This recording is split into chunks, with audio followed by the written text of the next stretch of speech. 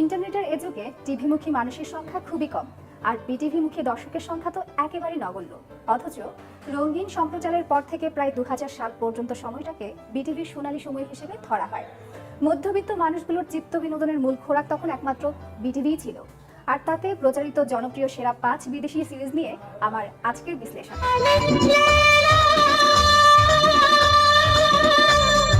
আরব্য রজনীর গল্প আলিফ লায়লা।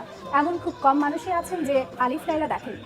এই জিঙ্গলটি কানে আসলে অন্যরকম একটা অনুভূতি যে কারোরই হয়। প্রতি পর্বে এই সময়টুকু যেন দু চোখ আটকে যেত টিভি পর্দায়। প্রায় 260টি পর্ব নিয়ে নির্মিত এই গল্পগুলোকে বিভিন্ন কাল্পনিক ও ঐতিহাসিক চরিত্র দিয়ে সাজানো হয়েছিল। এই সিরিজের বহু চরিত্রের মাঝে নিজেকে কল্পনা করতেন না এমন মানুষের সংখ্যা খুব কমই আছেন। আমি বদলাইনি, আমার হৃদয়ে প্রতিহিংসার আগুন এখনো জ্বলছে। এছাড়া 90 দশকে বিদেশি যে সিরিজটি ব্যাপক সাড়া জাগিয়েছিল তা হলো ম্যাকগাইভার।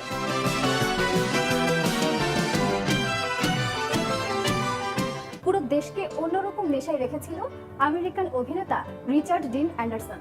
সিরিজটির কাহিনীর মূলে ছিল ম্যাকগাইভার নামক এক যুবক। পদার্থবিজ্ঞানের ছাত্র ম্যাকগাইভার একজন বিজ্ঞানী, যিনি মার্কিন সরকারের গুপ্তচর হিসেবে কাজ করেন। বৈজ্ঞানিক জ্ঞানকে বাস্তবে কাজে লাগানোর ক্ষমতায় তার হাতিয়ার হিসেবে কাজ করত। নিশ্চিত মৃত্যুর মুখ থেকে বাঁচার জন্য অতি অল্প সময়ের মধ্যে কিভাবে জটিল যন্ত্র উদ্ভাবন করতেন তিনি, তাই ছিল এই সিরিজের মূল আকর্ষণ। তবে এই সিরিজের মোট 7টি সিজন নির্মিত হয়েছিল।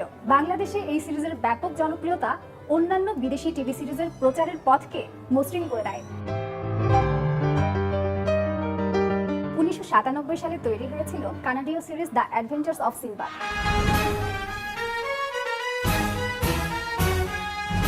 তবে এই টিভি সিরিজের সাথে আলিফ লায়লা গল্পের যে মিলটি ছিল তা হলো দুটিরই গল্পের কেন্দ্রবিন্দু ছিল বাগদাদ। মূল প্রেক্ষাপট ধরে রেখে কাহিনীর প্রতিটি পর্বেই এক একটি নতুন গল্প উপস্থাপন করা হতো। গল্পের রোমাঞ্চকর অভিযানের কারণে প্রতিটি পর্বই দর্শকরা খুব আগ্রহ নিয়ে দেখত। এছাড়া সিরিজটিতে সিনবাদ ও মেভ ছিল বাড়তি আকর্ষণ।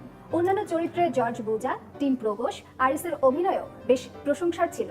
বিশেষ করে খলনায়িকা রুমিনার ভূমিকায় জুলিয়ান মরিস অসাধারণ অভিনয় করেছেন। এর প্রথম সিজনে 22টি পর্ব নির্মিত হয়েছে। দ্বিতীয় সিজনে কিছু অভিনেতাদের পরিবর্তনে সিরিজটির জনপ্রিয়তা কিছুটা কমিয়ে দেয়। এছাড়াও প্রযোজনা প্রতিষ্ঠার দ্বন্দ্বের কারণে কাজ এগোয়নি, ফলে তুমুল জনপ্রিয় এই টিভি সিরিজটি অসমাপ্তভাবেই শেষ হয়ে যায়। ধনীদের কাছ থেকে সম্পদ লুট করে নিপীড়নের মাঝে বিলিয়ে দেওয়া রবিন হুডের গল্প কে না শুনেছেন। সেই গল্পের সূত্র ধরেই 1997 সালে নির্মাণ করা হয়েছে the new adventures of Robin Hood. Answered that call. His name was Robin Hood. ধনী অত্যাচারীর বিরুদ্ধে রবিন হুড নামের এক যুবক বিদ্রোহ ঘোষণা করেন। তিনি নিজেই বাহিনী গঠন করে ফেলেন, যেখানে তার সঙ্গে ছিল সুন্দরী ম্যারিয়ন, যোদ্ধা লিটন জন ও গ্যানি ফ্রায়ার। যদিও মূল রবিন হুড গল্পের জাদুবিদ্যার কোনো প্রয়োগ ছিল না, কিন্তু টিভি সিরিজের কিছু বাড়তি আকর্ষণ যোগ করার জন্য জাদুবিদ্যার প্রয়োগ করা হয়েছিল। সিরিজের পরবর্তী মৌসুমগুলোতে চরিত্রগুলোর অভিনেতাদের বদলানোর কারণে আস্তে আস্তে এর জনপ্রিয়তা কমতে থাকে। 4 সিজন চলার পর সিজনটি আনুষ্ঠানিকভাবে শেষ হয়ে যায়। সপ্তাহের একদিন 10টার ইংরেজি সংবাদ শেষে আরেকটি রোমাঞ্চের নাম এক্স ফাইলস। এর থিম মিউজিক কানে গেলে আজও শরীরে কাঁটা দিয়ে ওঠে। প্যারানরমাল, রহস্য ও সাইফাই জনরার এই সিরিজটি 1993 সালের আমেরিকার ফক্স টিভি চ্যানেলে দেখানো শুরু হয় এবং শেষ হয় 2002 সালে। বিটিভিতে এই সিরিজ 90 দশকের মাঝামাঝি সময়ে দেখানো হয়েছিল।